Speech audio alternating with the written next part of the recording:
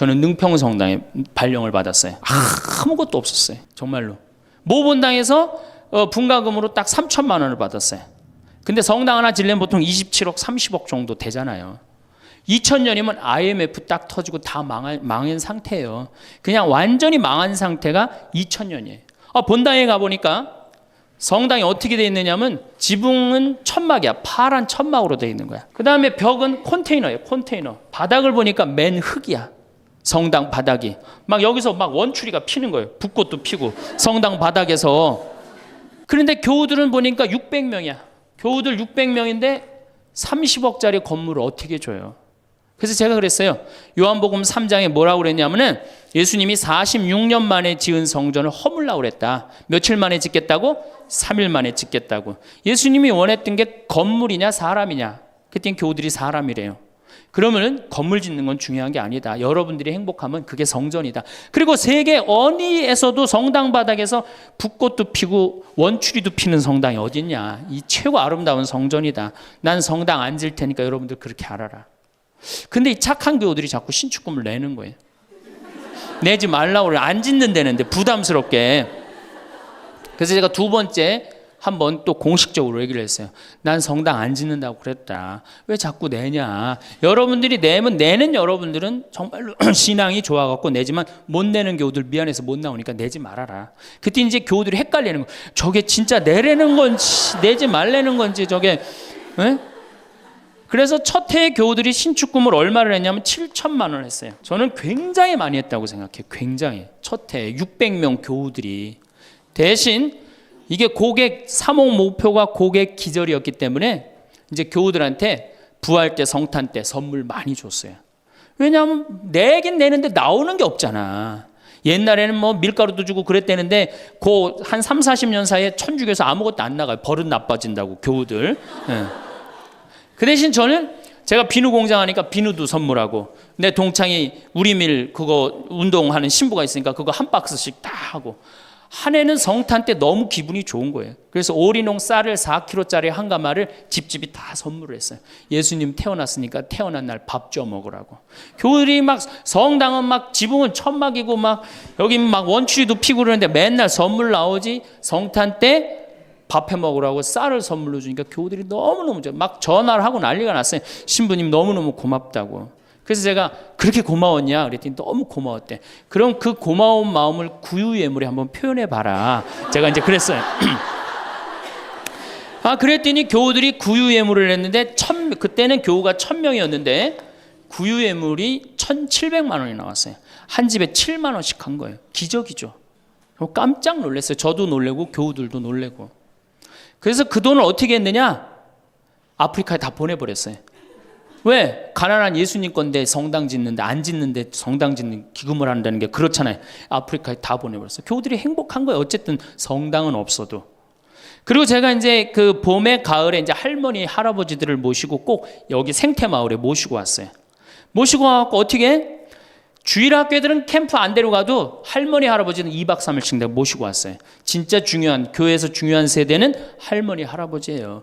미사 다 채우는 사람들이 누구예요? 할머니 할아버지 제일 중요해. 그리고 죽지도 않기 때문에 계속 중요한 세대로 남아 있어요.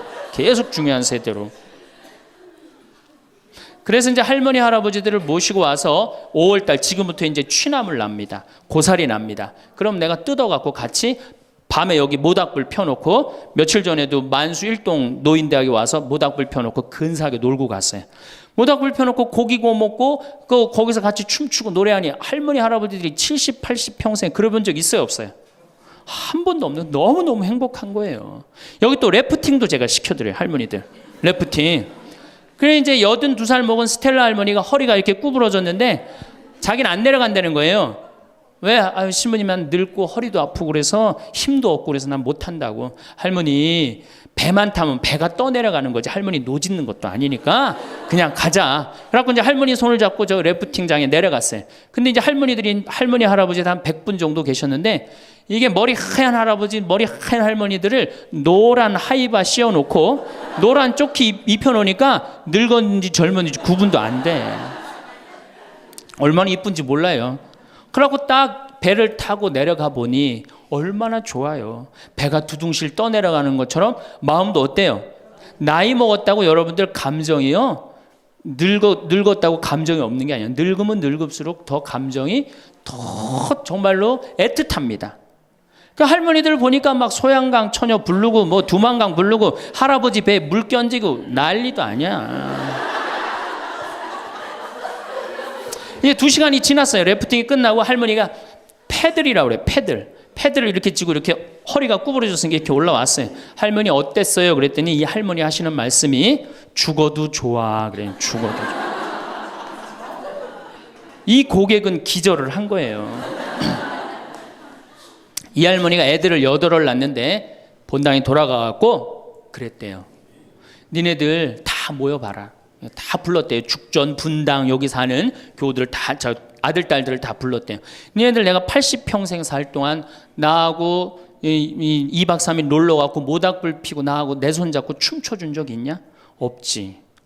니네들 내가 늙었다고 나 래프팅 시켜준 적 있냐? 없지. 근데 우리 신부님이 제가 지금은 40대지만 그때는 30대였거든. 30대 중반. 우리 신부님이 그걸 다 해줬다. 나는 우리 신부님 너무너무 행복하다. 신부님 때문에. 근데 이 신부님이 성당을 줘야 되는데 돈이 없다. 돈이 없으니까 니네들 나한테 못 해준 거 돈 갖고 와라. 그래서 할머니가 신문지에 돈을 이마만큼 싸갖고 왔어요. 이거 뭐냐 그러니까 신부님 이거 내가 신축금으로 자식들한테 걷어온 거래. 그러니까 이 고객이 기절하니까 내가 시키지도 않았는데 앵벌이를 알아서 해갖고 와.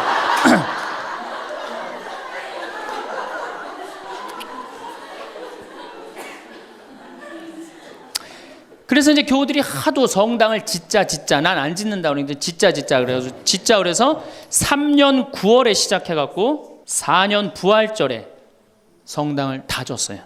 9개월 만에 성당을 뚝딱 줬어요. 그리고 이제 봉헌식을 하는데 교우들이 그러는 거예요. 신부님 우리가 언제 이렇게 성당을 줬느냐고. 나도 모른다. 이렇게 기절한 상태에서 자기 주머니에 돈이 나오는지도 모르고 막 낸 거야. 깨보니까 성당이 젖은 거예요. 사실은 교우들이 행복하면 성당 짓는 거 어려운 일 아니에요.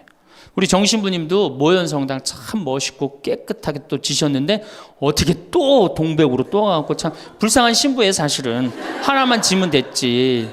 여러분들 조금 기절한 상태에서 좀 도와주세요. 조금 기절한 상태에서. 이렇게 성당에 나오면 행복해야 되는데 우리 천주교는 행복하지 않아요. 성당에 나가면요 우리 컨셉은 우울이야. 우울. 개신교는 컨셉이 뭐예요? 기쁨이에요. 기쁨. 감사, 찬양, 영광, 경배, 알렐루야. 그렇죠? 아멘. 이렇단 말이야 개신교는. 근데 우리 천주교는 이게 서비스의 정신이 없기 때문에 우울로 돌아갈 수밖에 없어요. 그러니까 우리는 주로 뭐냐면은 봄 판공, 가을 판공, 십자가의 길, 참회의 절, 양심 성찰 이런 거란 말이야. 그냥 늘 우울해. 나는 우리 교우들 참 불쌍해요.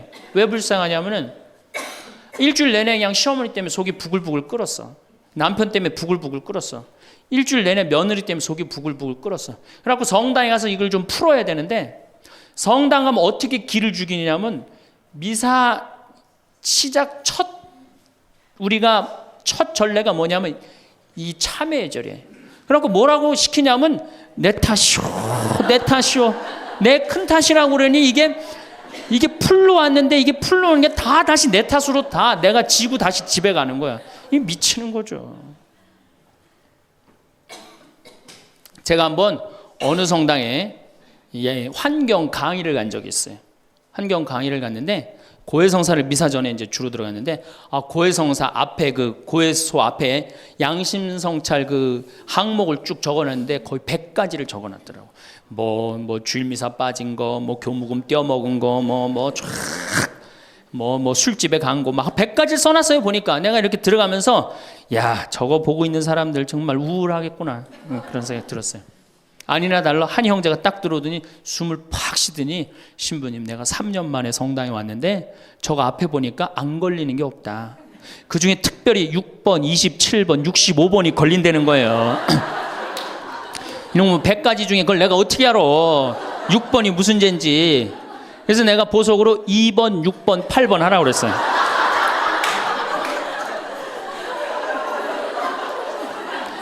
그러니까 우리 교우들은 이게 미사 참여를 해도 막 기쁘거나 내가 좀 하느님한테 경배를 드렸다, 내가 오늘 정말 알렐루야 아멘을 했다, 이런 기분이 안 들어요. 미사를 해도 막 그렇고 안 한 것 같기도 하고, 성가 썰이 들으면 더 미쳐요. 내가 이 성가 이렇게 피정지도 나가서 부르다가 몇 번 죽을 뻔한 적도 있어요. 주여 임하소서 부르다가 죽을 뻔한 적 많아요. 어떻게 불러? 주여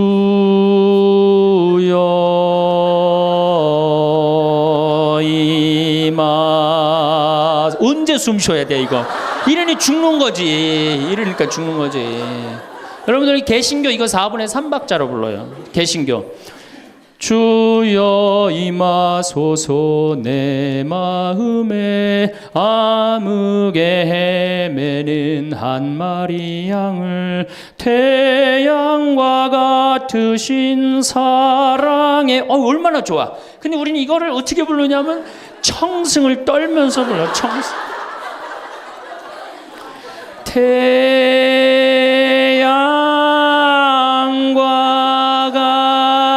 같으신. 태양이 무슨 놈의 태양이, 그런 태양이 있어요. 그래서 성가하고 나면 힘들어. 막 기쁜 게 아니라. 그렇지 않아요? 난 대림절에 제일 부르기 싫은 노래가 구세주 빨리 오사야. 그 노래 미칩니다. 그게 빨리 오라는 거예요? 오지 말라는 거지.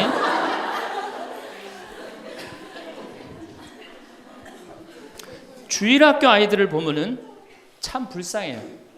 왜 불쌍하냐면 주일학교 아이들이 여름신앙학교를 해요. 그럼 얼마나 신나, 여름신앙학교를 하면은. 그래갖고 막 성당에서 티도 주고 간식도 주고 율동도 배우고. 뭐 6학년 애들은 별로 안 좋을지 모르지만 유치부 1, 2, 3학년 애들은 너무너무 신나잖아요. 그러니까 방학을 해가자마자 주일학교 한다고 성당을 막 쫓아갔어. 성당에 월요일날 이제 주일학교 여름신앙학교 하는 첫날 첫 프로그램이 뭐냐면은 참회예절이 참회예절. 애들을 다 유치부부터 6학년까지 다 앉히고 갑자기 불을 끕니다. 성당불을 다 꺼요. 그리고 초 2개만 딱 켜놓고 주일학교 선생님이 양심성찰을 하자고 그래요. 양심성찰을 갖고 이제 주일학교 선생님이 읽기 시작합니다. 뭐라고 읽어? 유치부부터 6학년까지 앉혀놓고 나는 엄마 몰래 헌금 1,000원 중에 500원을 떼어먹었어. 이러면요 유치부 애들이 눈꼬리가 막 올라가요. 저걸 어떻게 알았지, 내가 헌금 떼어먹은 걸? 난 엄마 몰래 오락실을 갔습니다. 이게 괴로운 거예요. 애들도 괴로운 거예요. 애들도 우울 컨셉으로 이제 성장하기 시작하는 거죠. 이렇게 6년 동안 하면요 애들이 무슨 생각할 것 같아요? 6년 동안 하면은 여러분들이 잘 하셔야 돼요. 6년 동안 맨날 참회절하고 돈 떼어먹고 오락실 가고 성당 안 나가고 부모에게 불호 효도한 놈이 6학년 딱 졸업할 때 무슨 생각을 하냐면, 그래 나 같은 죄인은 이제 더 이상 성당 나갈 수가 없어. 나는 주일학교 졸업하는 동시에 성당 안 나올 거야. 죄인들은 다 떨어져 나가요. 그러니까 주일학교가 1,000명이면 중고등학교는 몇 명으로 줄어들어? 100명으로 줄어들어요. 900명의 죄인은 다 떠난 거예요. 나머지 100명은 이제 성당에 그래도 나오는데, 얘네들은 어떤 애들이냐? 정말 착한 애들이든지 정말 어리삐리한 놈이지 둘 중에 한 놈만 성당에 나오는 거예요. 개신교는 주일학교가 1,000명이면 중고등학교도 1,000명, 중고등학교가 1,000명이면 청년도 1,000명이에요. 왜? 이들은 기쁘기 때문에. 그게 현대 영성에 맞는 거예요. 이들은 행복하기 때문에. 교회 나가면 행복하잖아. 찬양도 하고 영광도 드리고. 근데 이놈 먹고 성당만 나가면 눈 감켜놓고 뭐 돈 떼어먹었느니 뭐 이러니 애들이 성당 나가고 싶어요. 점점 줄어드는 거예요. 정말로 우리 애가 아이들한테, 이 주일학교 아이들이 끝까지 신앙생활을 잘 시키고 싶으면 기쁨의 신앙을 가르쳐야 돼요. 영광의 신앙, 감사의 신앙. 우리가 이게 우울의 극치를 보면은 성지순례 때 이제 우울의 극치야. 성지순례. 이거는 진짜 이제 고쳐야 되는 병 중에 병이에요. 성지순례 언제 갑니까? 5월에 가죠? 9월에 가죠? 여러분들 본당 신부님 정말로 훌륭한 본당 신부님 만나갖고 5월 오늘 2일이죠? 참 이 좋은 때, 얼마나 경치가 좋아요. 여기 좋죠? 이렇게 좋은데 딱 들어와서 장미 만발하고 철쭉 쫙 펴있고 하늘은 파랗고 구름도 높고 얼마나 좋아. 가을에 코스모스 만발하고. 근데 이제 솔매로 성지순례를 간단 말이야. 근데 막 버스를 타려고 그러는데 내 마음에 맞는 자매가 내 같은 버스를 탔어. 그럼 막 손잡고 팔짝팔짝 뛰어. 그 다음에 허리에는 돈주머니도 차고 간식도 했단 말이야. 근데 레지오 단장이 가만히 보니까 우리 컨셉은 우울인데 저거 너무 들떴다. 그래갖고 이제 버스에 딱 올라타면은 묵주를 딱 꺼내라고 그래.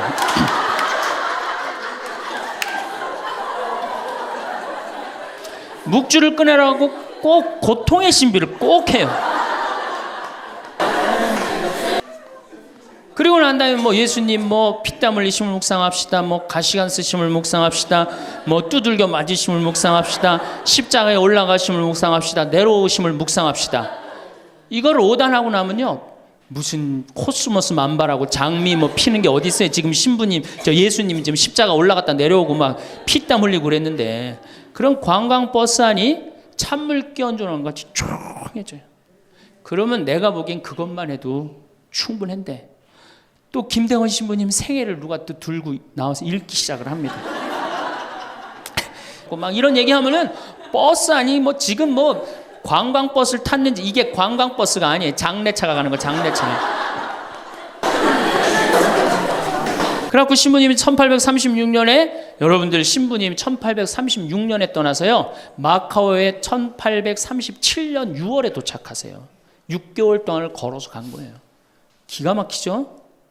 그런데 신부님 유학 중에 신부님 1836년에 떠났으니까 아버지가 39년에 죽어요. 순교를 하세요. 그러니까 유학 중에 아버지가 죽은 거야. 얼마나 이게 그 어린 그 신학생한테 마음이 아프겠어요. 참 기가 막히죠. 그럼에도 불구하고 조선교회를 위해서 견디죠. 그런데 또 중간에 최 프란치스코라고 동료 신학생이 죽어요. 우리 신부들한텐 동기가 죽는 건 형제가 죽는 거하고 똑같은 거예요. 그게 얼마나 또 마음이 아파. 그래서 45년에 조선에 돌아와 보니 세례를 받았나 성사를 받았나 교우들이 정말 신부님 생각이 기가 막히냐. 그땐 부제님이었는데. 그래갖고 빨리 신부님을 영입해야 되겠다. 그리고 이제 서해 바다에서 배를 12m 정도밖에 안 되는 배를 타고 그걸 상하이를 건너간다고 간 거예요. 어부들은 신부님이 하도 그 부제님이 하도 똑똑하고 그러니까 항해수를 아는 줄 알고 무조건 따라갔는데 항해수를 알긴 뭘 알아. 저쪽이 중국일 것이다. 가자. 그리고 간 거예요. 그러니 돛 떨어지고 닷 깨지고 20일 동안 표류를 합니다. 정말 죽을 둥 살 둥 해갖고 중국에 도착을 해요. 상해 가갖고 또 고초를 겪고. 그래서 이제 주교님을 만나갖고 서품을 받고 또 어떻게 또 중국에서는 또 어떻게 저쪽이 조선일 것이다. 그것도 주교님까지 모시고 가자. 그래갖고 갔어요.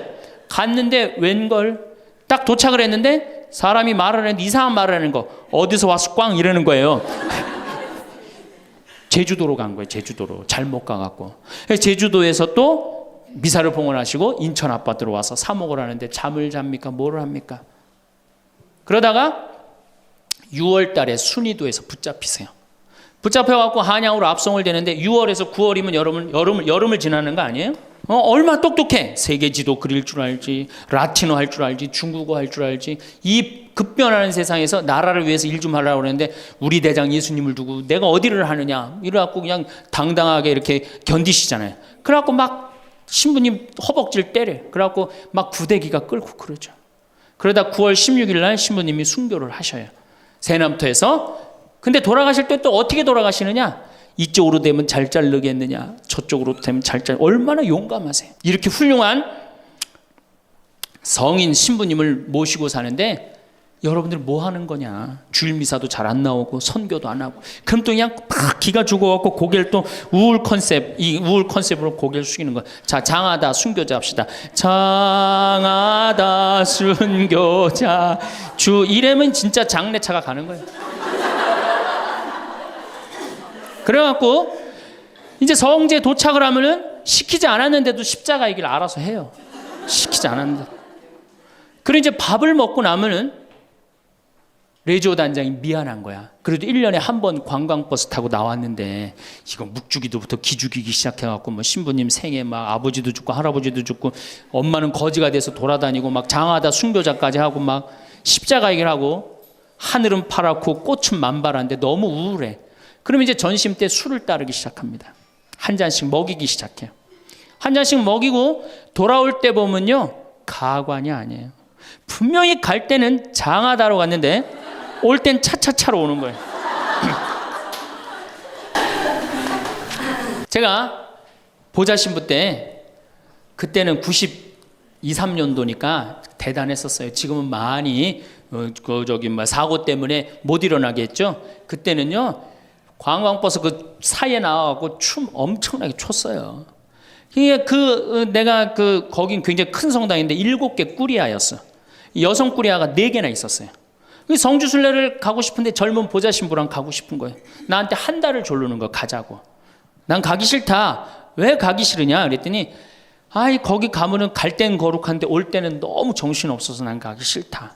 그래도 우리 단장들이 막아줄 테니까 신부님 갑시다. 그래서 제가 그럼 갑시다 하고 갔는데 갈 땐 역시 거룩하게 가더라고요. 근데 그 성당은 여러분들처럼 굉장히 젊은 성당이야. 젊은 아줌마들이 많았어요. 내리자마자 술을 소주에 박스로 그냥 먹는 거예요. 근데 딱 버스에 올라타자마자 복도에 나와서 춤추기 시작해요. 근데 저는 이해가 돼요. 1년 내내 우울했는데 딱 하루 스트레스 풀 수 있는 유일한 기회는 언제야? 성주순례 돌아오는 길. 한국 천주교 공인 다 똑같아요. 모든 성당이 다 똑같아요. 갈 땐 거룩하고 올 땐 난장판이에요. 막 춤을 추다가 자기네들끼리 춤추니까 재미없잖아. 보좌 신부하고 같이 추고 싶은데 맨 앞에 보좌 신부는 앉아 있는데 이 단장님들이 막았는데 제가 어쩔 수 없이 끌려 나갔어요. 신부님, 우리하고 좀 오늘만은 같이 좀 놀아달라고. 그래서 저는 춤출 줄 몰라요. 신부님 걱정하지 말라고, 우리가 다 알아서 한다고. 어떻게 알아서 해? 내 손을 붙잡더니 그래갖고 이제 한 5분 정도 쳐갖고 이제 예의를 갖췄겠다 싶어갖고 이제 좀 들어가겠습니다. 그랬더니 이 자매님들이 힘이 얼마나 좋은지 내 양복 뒷덜미를 딱 잡더니 가긴 어딜 가느냐고. 오늘만은 안 된다고. 우리하고 오늘만은 신부님 우리하고 함께 놀아줘야 된다고. 그럼 막 추는 거예요. 뒤에 있는 아줌마들이 뭐라 그래? 야, 니네들만 신부님 데리고 놀지 말고 뒤로 좀 보내 이러네. 그러면 이제 이때부터는 이제 이 아줌마가 한번 품에 안고 추고 저 아줌마가 한번 품에 안고 추고 들어가지도 못하고 제발 나 좀 들여. 그때 뭐 보좌 신부니 지금이야 이제 막 인상 쓰고 승질 부리면 되지만 그때는 그게 됩니까? 막 보좌 신부 때 통제가 안 돼요. 그런데 성당 도착 2km 전에 기적이 일어납니다. 갑자기 누가 마이크를 붙잡더니 하늘에 계신 우리 아버지 이러면요 다 자기 자리로 뛰어들어가요. 알아서. 나는 하늘에 계신 우리 아버지가 그렇게 전능한지 그때 딱 알아봐요. 하늘에 계신 우리 아버지 굉장히 전능하세요. 그래갖고 이제 은총이 가득하신 마리아를 하면은 이게 머리를 다듬습니다. 이제 은총이 가득한. 그리고 이제 영광이를 해요. 영광이 하면 이제 우울해지는 거예요. 그리고 사회자가 한마디 합니다. 우리 이제 본당에 돌아가서 열심히 살자고. 그럼 다 우울하게 집에 가는 거예요. 왜 신앙생활하면서 왜 우울해야 되느냐? 왜 내가 하느님을 믿으면서 정말로 자랑스럽고 당당하고 행복하지 않느냐? 문제가 많습니다. 예수님은 굉장히 축제를 좋아하셨어요. 여러분들 예수님 태어날 때 어떻게 태어나셨어요? 태어날 때부터 범상치 않게 태어났죠? 어떻게 태어났어요? 쇼를 하면서 태어났잖아요. 우주 쇼를 하면서. 그리고 예수님은 항상 뭐라고 그러셨느냐면 하늘나라를 잔치에 비유하길 좋아하셨어요. 잔치 참 좋아하셨어요. 잔치. 좋아하셨잖아요, 잔치. 그리고 당신은 항상 어디에 비유하길 좋아하셨어요? 신랑에 비유하길 좋아하셨어요. 이거 기쁨이에요, 우울이에요? 기쁨이죠? 그리고 예수님 부활하고 난 다음에 제자들 막 물고기 다 잡았을 때 어떻게 해줬어? 물고기 바베큐로 준비를 해줘갖고 와서 먹어라. 먹는 거 굉장히 중요하게 여기신 분이에요. 예수님 먹는 거. 예수님 뭐 바리사이나 사두가이가 예수님 보고 욕할 때 뭐라 그래? 저 사람 맨날 먹고 마신다. 맨날 먹고 마신다. 예수님은 먹고 마시는 거 무지 좋아해요. 그래서 첫 기적을 뭘로 하셔요? 가나의 혼인잔치로 하는데 뭘로 만들어? 술을 많게 하는 기적을 하잖아요. 그러니까 술로 당신의 구원 사업을 시작하신 분이에요. 예수님은 술로 시작해서 술로 끝내십니다. 어떻게? 최후의 만찬 때 술 3잔 마시고 성찬전례 제정하신 거예요. 얼마나 우리의 인간의 삶을 축복하셨어요. 그런데 2000년 동안, 그리고 예수님 뭐라 그랬어요? 행복. 구약 시대는요 전부 하지 말아요. 뭐 하지 마라, 뭐 달린 짐승 먹지 말아라, 뭐 하지 말아라, 뭐 하지 말아라, 주일 안식일 날 뭐 하지 말아라, 맨 하지 말아잖아. 근데 신약 시대 와갖고 예수님이 입을 열어 하신 첫 마디가 뭐냐면은 첫 설교, 첫 강론. 이게 굉장히 중요합니다. 첫 강론이 마태오복음 5장부터 8장까지에 있는 산상설교예요. 그 산상설교의 첫 강론이 뭐냐면 진복 8단이에요. 예수님이 입을 열어갖고 하신 거는 하지 마라가 아니라 해라야, 해라. 어떻게 해라? 행복하여라 마음이 가난한 사람들, 행복하여라 마음이 온유한 사람들, 행복하여라 마음이 깨끗한 사람들, 행복하여라 슬퍼하는 사람들. 그러니까 예수님이 우리한테 원했던 건 뭐야? 행복하기를 원한 거예요. 행복하기를. 5장 8절에 뭐라고 그러셨냐면 너희는 기뻐하고 즐거워하라. 하늘에 받을 상이 크다. 우리 보고 기뻐하고 즐거워하라고 그랬는데 2000년이 지나서 와서 보니까 기뻐하고 즐거워하는 건 온데간데 없고 우울만 남아있어. 이거 문제가 있는 거죠. 그리고 7장에 뭐라고 그러셔요? 너희들 걱정하지 말아라. 내일 걱정은 누구한테 맡겨라? 내일한테 맡기고 오늘 한 일로 오늘로 충분하다. 이렇게 예수님이 우리한테 행복한 걸 가르쳐 줬는데 우리는 행복은 온데간데 없고 우울한 것만 남아갖고. 그러니까 우울하니까 우리 천주교 교우들은요 하늘을 향하지 않습니다. 어딜 향해요? 땅바닥을 향해. 땅바닥을 향하다 보니까 못 받은 것만 생각나는 거야. 그러니까 우리가 받은 게 999가지인데 하느님한테 그거 감사. 여러분들 이 아름다운 자연 공짜로 보는 거 감사해 안 감사해?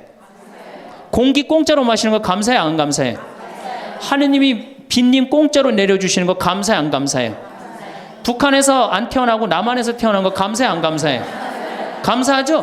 감사할 게 얼마나 많아. 이 하늘을 봐야지 감사한데 우린 우울하니까 땅바닥만 보는 거야. 그러니까 못 받은 것만 생각나는 거예요. 못 받은 거 더 달라고 하느님 부담스럽게 묵주기도 9일기도 54일기도 해가면서 계속 달라고 그러고. 그냥 우울한 컨셉은 이렇게 영성이 따라갈 수밖에 없어요.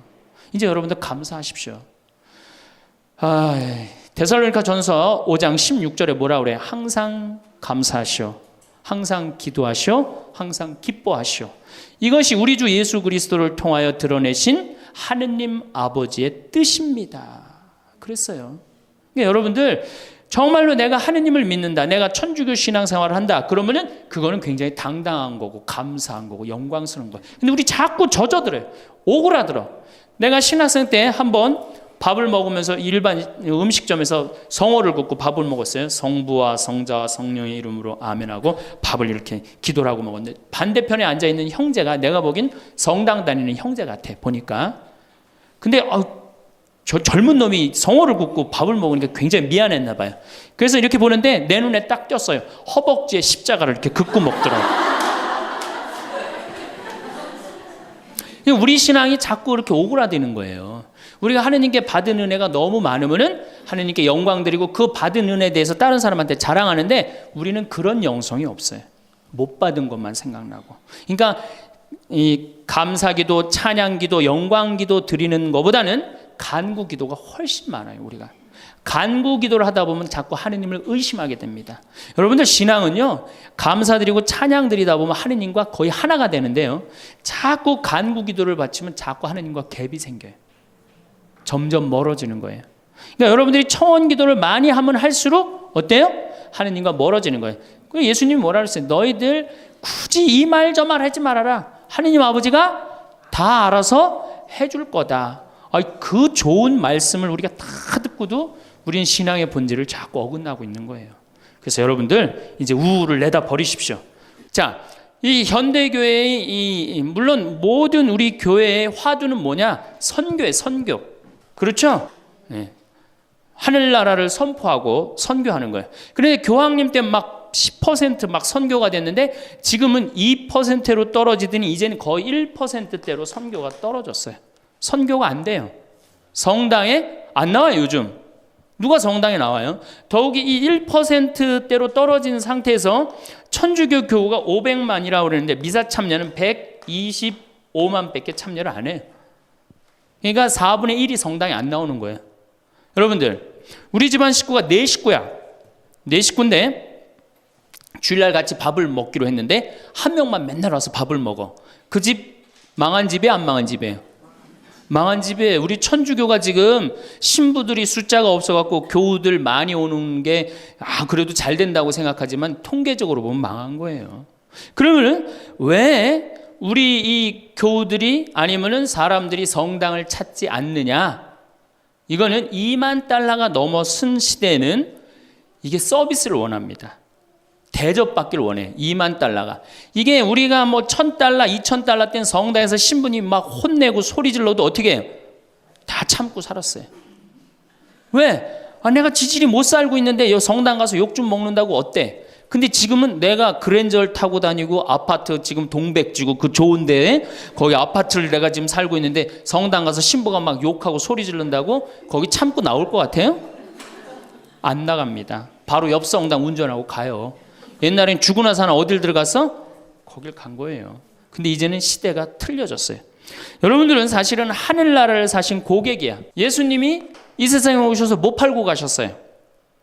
하늘나라 팔고 가셨어요. 로리베리 존슨이라고 최고 경영자 CEO라는 책을 쓴 미국의 경영 컨설턴트가 쓴 책인데 예수님은 하늘나라를 팔고 가셨다는 거예요.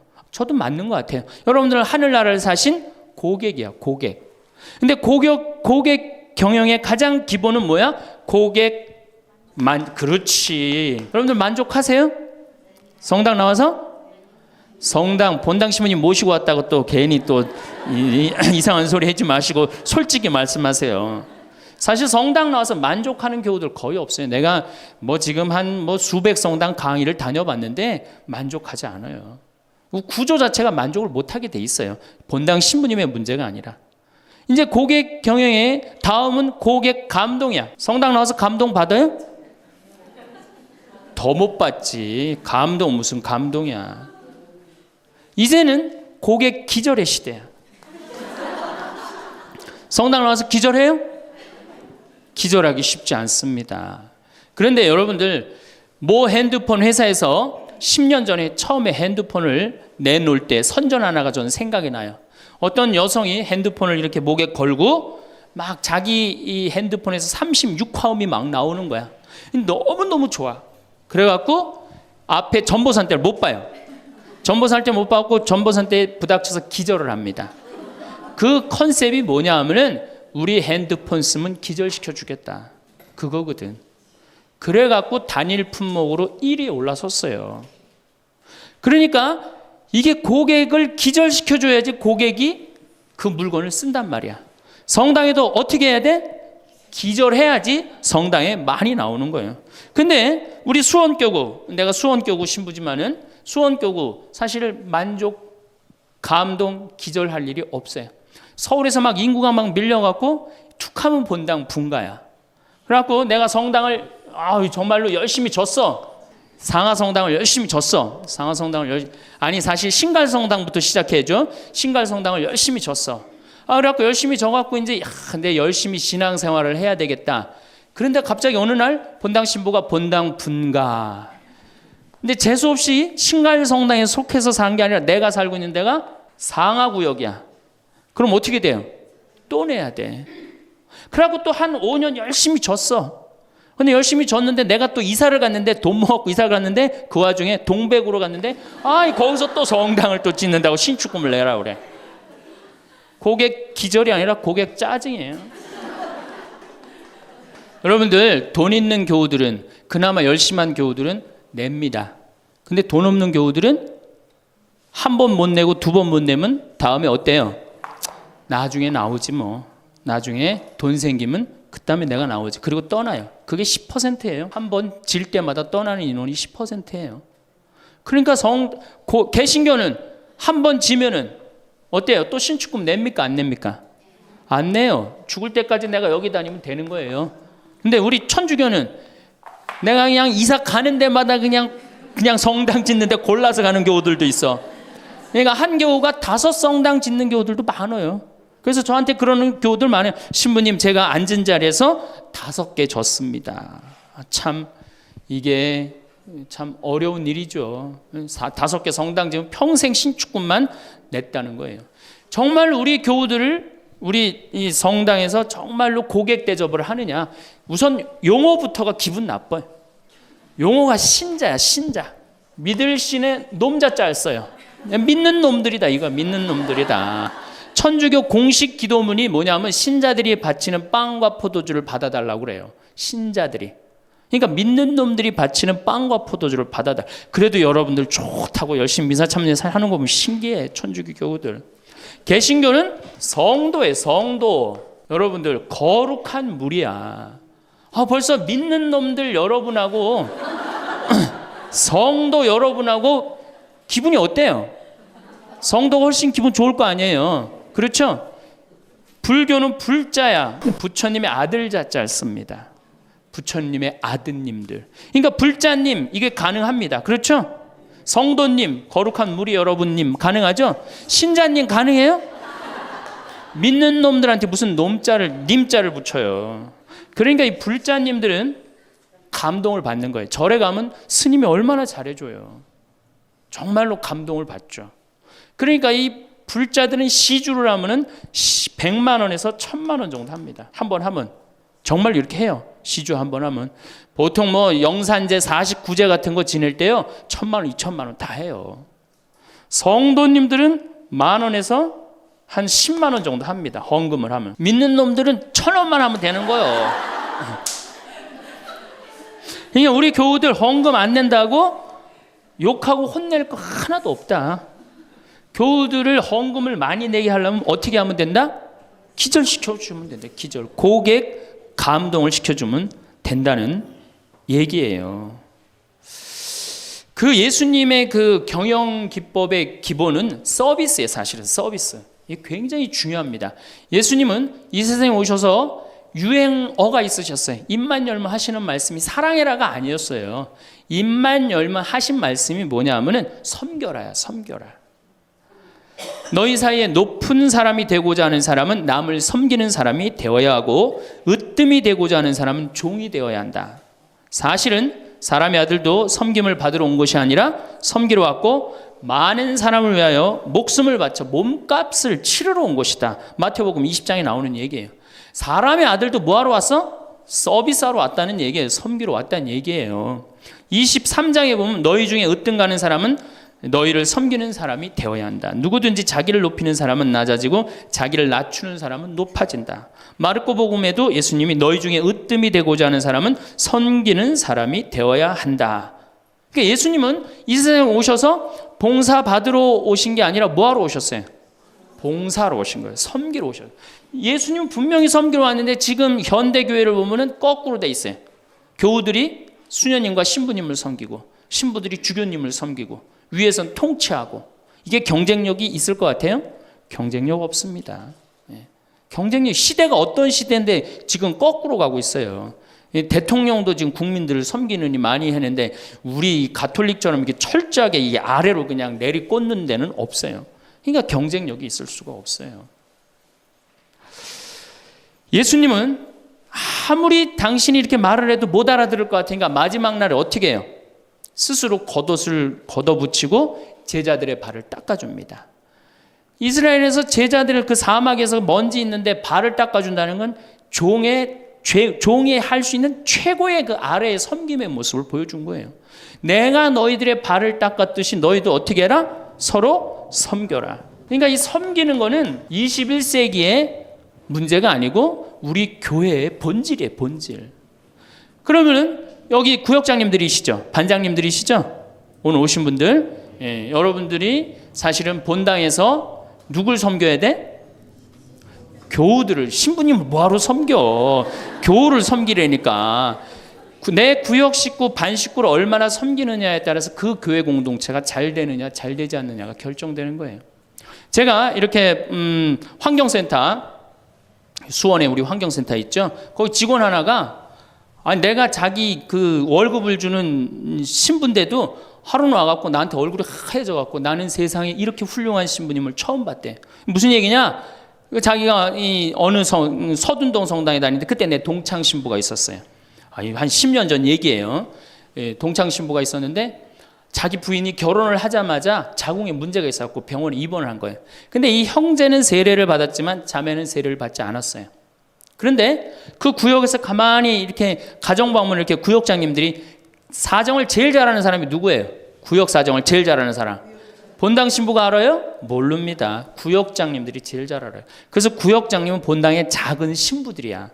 그러니까 이분들이 진짜 섬길 줄 알아야 돼. 근데 가정방문을 가보니까 그 집이 결혼을 했는데 새색시가 입원을 한 거야. 그냥 본당 신부한테 가서 얘기를 한 거예요. 근데 그 본당 신부가 그 자매한테 형제한테 편지를 보냈어요. 형제님, 결혼하자마자 자매님이 이렇게 아파갖고 얼마나 걱정이 많으냐. 내가 우리 구역장님 통해서 병원에 빈센트 병원에 입원해 있었으니까 병원에 방문을 시켜주고 집안도 좀 이렇게 좀 돌볼 수 있도록 하겠다. 그러니까 너무 걱정하지 말아라. 우리 교회 공동체가 자매님 건강 회복을 위해서 기도하겠다. 이 편지를 우리 직원 베드로라는 이 직원한테 보낸 거예요. 아니 안 그래도 마누라도 아프고 막 결혼을 막 했는데 마음이 막 울적한데 그것도 본당 신부님이 편지를 보내갖고 위로를 해주니 이 고객이 감동 받겠어 안 받겠어요? 감동 받을 수밖에 없어. 그래갖고 자기는 내 앞에서도 나는 우리 그 최 신부님을 제일 존경한다는 거예요. 이렇게 훌륭한 신부님이 어디 있냐는 거야. 이렇게 감동받고 아니나 달러 구역에서 병원에 가갖고 그 자매한테 기도도 해주고 또 집안 청소도 해주고. 그러니까 이 자매가 태어나자마자 뭐 했어요? 바로 입교했어요. 뭐 했어요? 바로 세례 받았어요.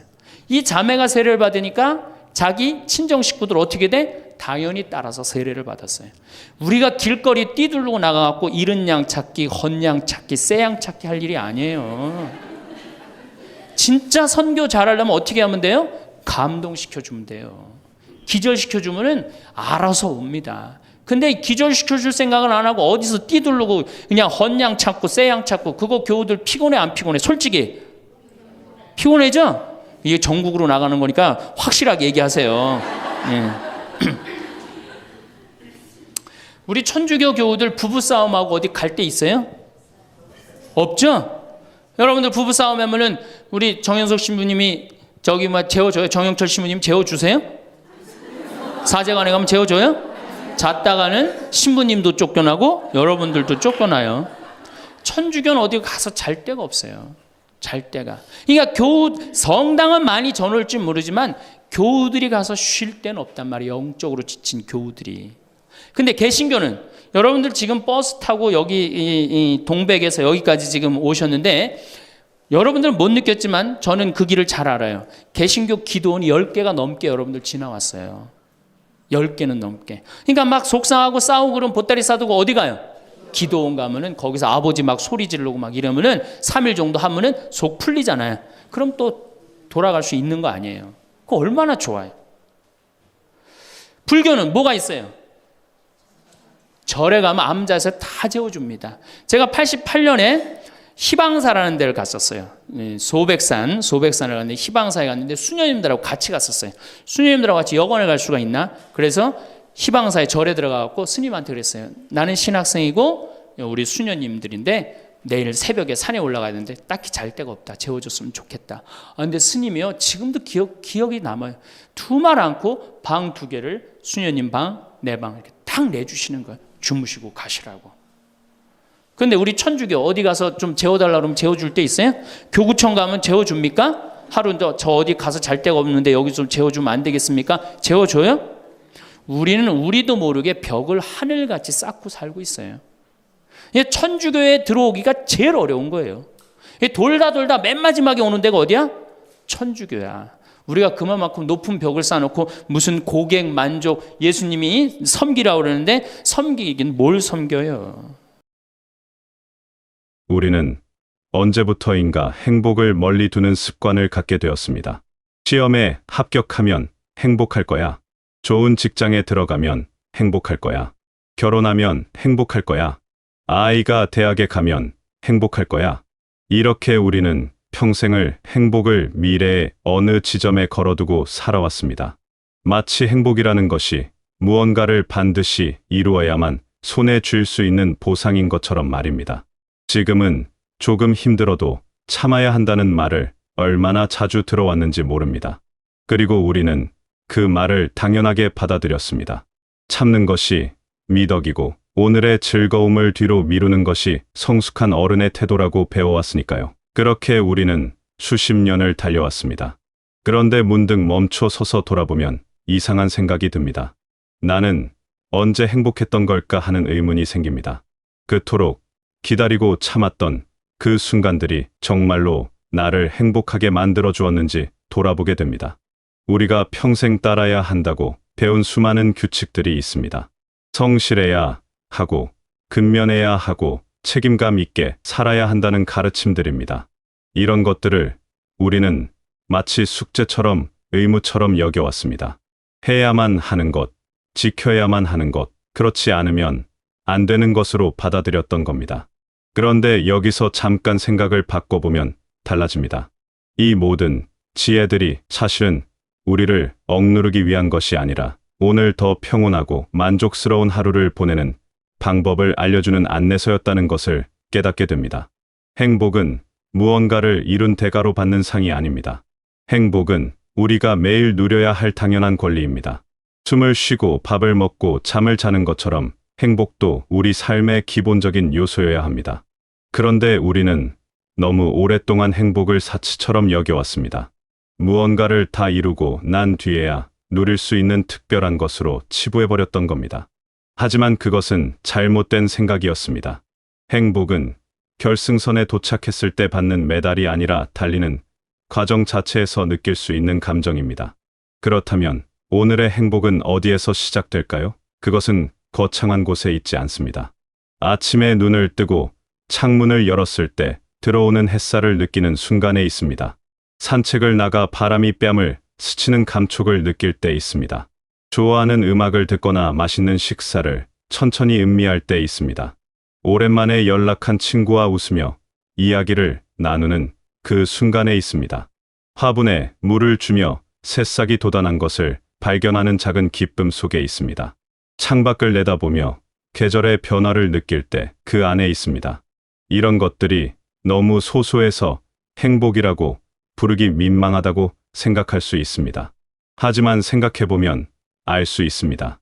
우리가 그토록 기다렸던 큰 목표들을 이루었을 때의 기쁨은 얼마나 오래 갔습니까? 며칠, 몇 주, 그리고 나면 또다시 다음 목표를 향해 달려가야 했습니다. 반면 이런 작은 순간들의 행복은 매일 반복될 수 있습니다. 매일 새롭게 느낄 수 있습니다. 이것이야말로 진짜 우리 삶을 채워주는 행복입니다. 하루를 마무리하며 오늘 감사했던 일 3가지를 떠올려보는 습관을 가져보십시오. 처음에는 어색할 수 있습니다. 특별한 일이 없었다고 생각될 수도 있습니다. 그러나 조금만 마음을 기울이면 보입니다. 맛있게 먹은 식사, 따뜻하게 나눈 인사, 편안했던 낮잠, 이런 것들이 모두 감사할 만한 일입니다. 이렇게 하루하루 작은 것에 감사하는 마음을 갖다 보면 삶을 바라보는 시선이 달라집니다. 부정적인 것보다 긍정적인 것에 더 눈이 가게 되고 불만보다 감사가 먼저 떠오르게 됩니다. 옆집에 사는 분께 따뜻한 말 한마디를 건네는 것도 오늘의 행복을 만드는 방법입니다. 안녕하세요. 날씨 좋네요. 건강하세요. 이런 짧은 말 한마디가 나의 하루를, 그리고 상대방의 하루를 조금 더 따뜻하게 만들어줍니다. 행복은 혼자만 느끼는 것이 아닙니다. 나누면 나눌수록 더 커지는 것이 행복입니다. 내가 건넨 미소 하나가 돌고 돌아 다시 내게로 돌아올 때 그 기쁨은 배가 됩니다. 거창한 미래의 목표만 쫓다 보면 정작 중요한 것을 놓치게 됩니다. 바로 지금 이 순간의 나 자신입니다. 내가 무엇을 좋아하는지, 무엇을 할 때 편안한지, 어떤 순간에 미소가 지어지는지 알지 못한 채 그저 달려가기만 하는 삶은 결국 나를 잃어버리는 삶입니다. 목적지만 바라보며 달리다 보면 길 위에서 만나는 아름다운 풍경들을 모두 놓치게 됩니다. 오늘의 감정에 솔직해지고 오늘의 즐거움을 소중히 여길 때 비로소 우리는 진짜 나를 발견하게 됩니다. 내가 정말 원하는 것이 무엇인지, 어떻게 살아가고 싶은지가 보이기 시작합니다. 이것이 바로 나다운 삶을 만들어가는 과정입니다. 남들이 정해놓은 기준이나 사회가 요구하는 모습이 아니라 내가 진심으로 원하는 나의 모습을 찾아가는 여정입니다. 그 여정은 멀리 있지 않습니다. 바로 오늘 이 순간부터 시작됩니다. 미래를 준비하는 것이 나쁘다는 이야기가 아닙니다. 계획을 세우고 목표를 향해 나아가는 것도 물론 중요합니다. 다만 그 과정에서 오늘을 희생하지 말자는 것입니다. 미래를 위해 오늘을 담보로 잡히지 말자는 겁니다. 미래의 행복을 위해 오늘의 행복을 포기하는 것은 어쩌면 평생 행복을 미루는 것일 수 있습니다. 내일을 위해 오늘을 견디는 삶이 아니라 오늘도 의미 있고 내일도 기대되는 삶을 살아야 합니다. 생각해보면 우리 삶은 결국 오늘의 연속입니다. 어제도 오늘이었고 내일도 오늘이 될 것입니다. 그렇다면 이 오늘을 소중히 여기고 이 오늘을 행복하게 만드는 것이야말로 가장 현명한 선택입니다. 행복한 오늘들이 모여서 행복한 일주일이 되고 행복한 한 달이 되고 행복한 1년이 됩니다. 그렇게 쌓인 시간들이 결국 행복한 날을 만들고 행복한 인생을 완성합니다. 우리는 너무 먼 곳만 바라보며 살아왔습니다. 저 멀리 수평선 너머에 행복이 있을 거라고 믿으며 쉬지 않고 달려왔습니다. 그런데 이제는 잠시 멈춰 서서 발밑을 보아도 좋습니다. 우리가 그토록 찾아 헤매던 행복이 사실은 바로 여기 우리 곁에 있었다는 것을 깨닫게 될 것입니다. 발밑에 피어있는 작은 들꽃처럼 행복은 늘 우리 가까이에 있었습니다. 오늘 아침 맞이한 하루가 선물입니다. 이 하루를 어떻게 보낼 것인가는 전적으로 우리의 선택입니다. 불평하며 보낼 수도 있고 감사하며 보낼 수도 있습니다.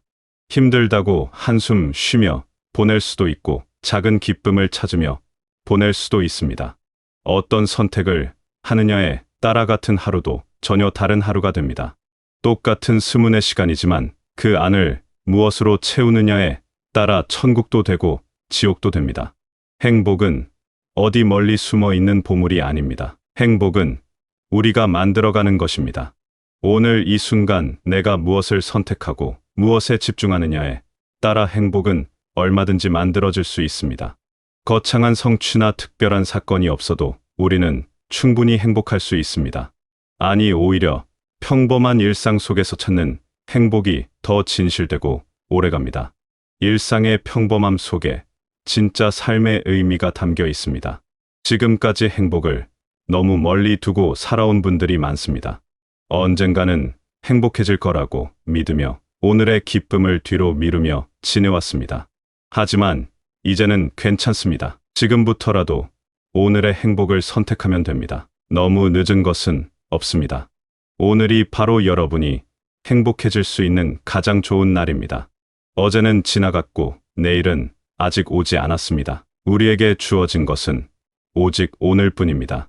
작은 것부터 시작해 보십시오. 오늘 하루 무엇 하나라도 마음을 기울여 온전히 느껴보십시오. 밥을 먹을 때는 그 맛을 천천히 느껴보고 걸을 때는 발바닥에 닿는 땅의 감촉을 느껴보십시오. 하늘을 올려다보고 구름의 모양을 구경해보고 꽃이 피어 있으면 그 향기를 맡아보십시오. 이런 작은 순간들에 집중할 때 비로소 삶이 얼마나 풍요로운지 알게 됩니다. 평범한 순간들이 사실은 기적 같은 순간들이었다는 것을 깨닫게 됩니다. 여러분의 행복은 먼 미래에 있지 않습니다. 바로 지금 여기에 있습니다. 오늘 아침 맞이한 이 순간에 있습니다. 여러분이 숨 쉬는 이 공간에 있습니다. 더 이상 행복을 미루지 마십시오. 더 이상 행복을 조건부로 만들지 마십시오. 무언가를 이루어야만, 무언가를 갖춰야만 행복할 수 있다는 생각에서 벗어나십시오. 여러분은 지금 이 순간에도 행복할 자격이 충분합니다. 아무것도 증명하지 않아도 됩니다. 아무것도 이루지 않아도 됩니다. 그저 여러분이 존재한다는 것만으로도 행복을 누릴 권리가 있습니다. 이것을 기억하십시오. 그리고 오늘부터 스스로에게 행복할 권리를 선물하십시오. 자신에게 가장 먼저 친절해지십시오. 삶은 예상보다 빨리 흘러갑니다. 내일을 기다리다가 정작 중요한 오늘을 놓치지 마십시오. 여러분의 모든 오늘이 소중합니다. 그 하루하루가 모여 여러분의 삶이 됩니다. 그러니 오늘을 행복하게 만드십시오. 작은 것에서 기쁨을 찾으십시오. 평범한 순간에 감사하십시오. 그렇게 하루하루를 소중히 여기며 살다 보면 어느새 여러분은 행복한 사람이 되어 있을 것입니다. 거창한 목표를 이루어서가 아니라 매일매일을 충실하게 살았기에 행복한 사람이 된 것입니다. 이것이 진정한 행복입니다. 이것이 지속 가능한 행복입니다. 잠깐의 성취가 주는 짧은 희열이 아니라 일상 속에서 느끼는 깊고 따뜻한 만족감이 진짜 행복입니다. 여러분의 오늘이 빛나기를 바랍니다. 여러분의 지금, 이 순간이 기쁨으로 가득하기를 바랍니다. 그리고 무엇보다 여러분 스스로가 자신에게 따뜻하고 관대한 사람이 되시길 바랍니다. 행복은 멀리 있지 않습니다. 바로 지금 여러분 곁에 있습니다. 그것을 발견하고 누리는 것은 여러분의 선택입니다. 오늘부터 행복을 선택하시고 매일매일 그 행복을 쌓아가시길 바라겠습니다.